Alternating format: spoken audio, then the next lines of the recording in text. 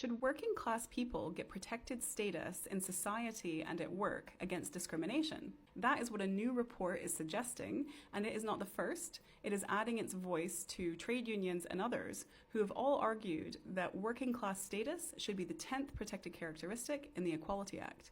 But how would that work, and what does it mean? This is so interesting. So in terms of the 9 protected characteristics already, there are probably ones that you recognize and maybe some that you didn't know about. But the whole point of this is to protect people who traditionally have been treated badly at work and in society because they had those characteristics.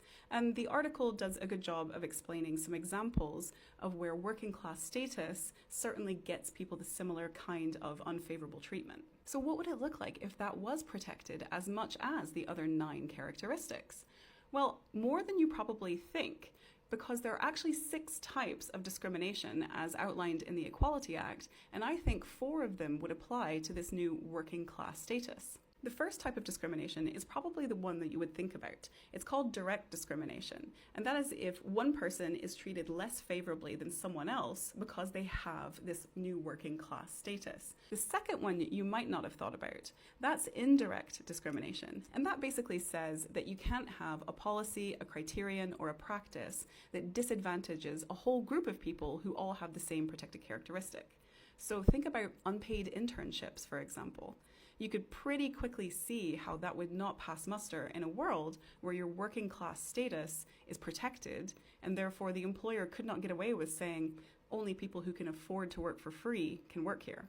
The third type is called harassment. Now, we all know about sexual harassment, but many people often don't realize that harassment in the Equality Act is basically bullying because of a protected characteristic. So if you are being treated in a demeaning, degrading, humiliating way because of your protected characteristic, then that could count as harassment. And the article has a good example of what in this new hypothetical world could very well be a harassment claim. And finally, the Equality Act has protection for people who speak up about discrimination. It's called victimization.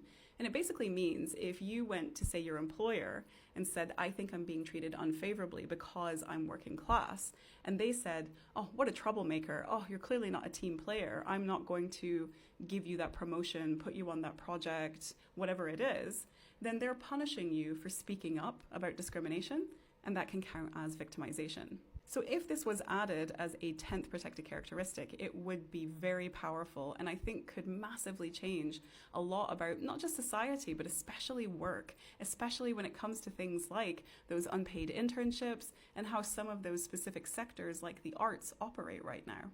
So what do you think? Should working class people be protected in society and at work against discrimination?